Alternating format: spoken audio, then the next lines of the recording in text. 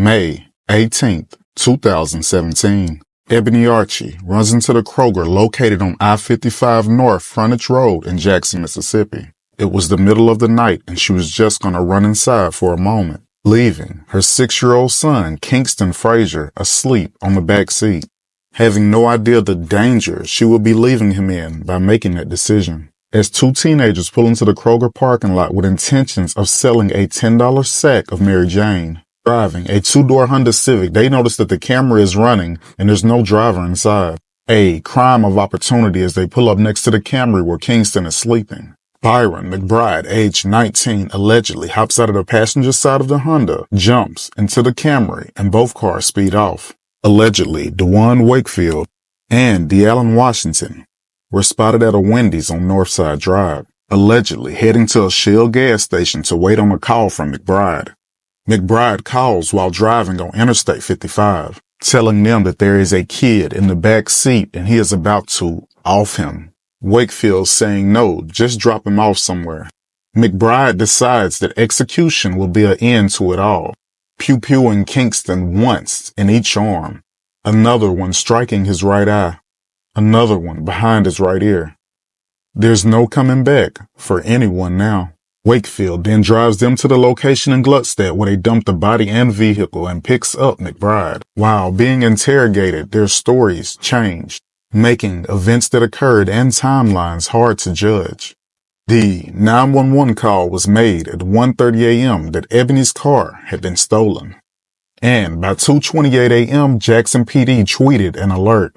And by 4:28 a.m., the Mississippi Public Department of Safety sent out an official missing Amber Alert for Kingston after receiving more details of the stolen vehicle, a 2000 silver or gray Toyota Camry. She tells Sheriff Deputy Victor Mason that her car is missing, but she does not mention that her child was inside. Her family saying that she was frantic at the time. Tragically, by 9:30 a.m., Kingston's body would be discovered on a dead-end road in Madison, 15 miles away from the store. Jackson Police Chief Lee Vance held an emotional press conference, asking whoever has Kingston to please just bring him home or drop him off at the store. But that could never happen. It was too late. Everyone's lives were about to change. DeJuan Wakefield, age 17, a senior at Ridgeland High School, the starting quarterback, who had a 1-year-old son of his own.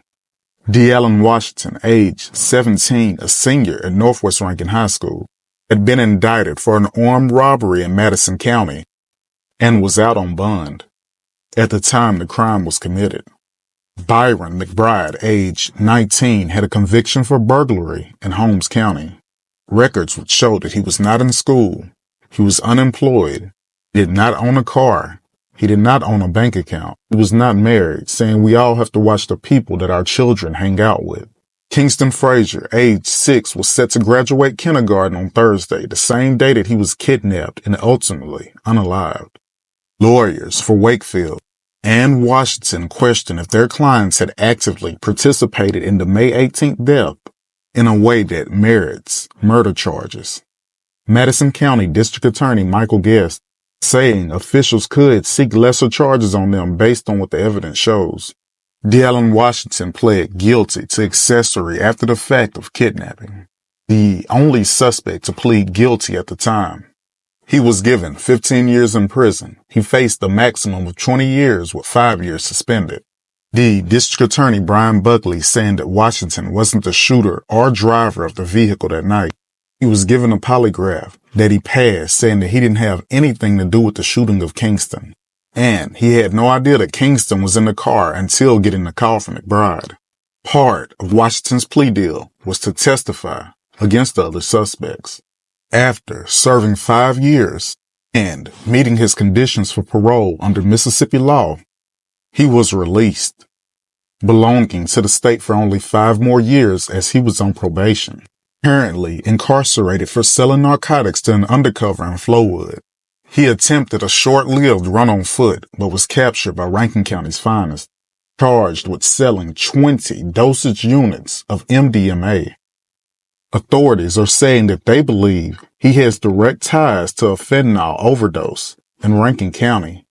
Byron McBride finally entered a plea for capital unaliving and was sentenced to spend the rest of his life in prison without the possibility of parole. He will die in prison.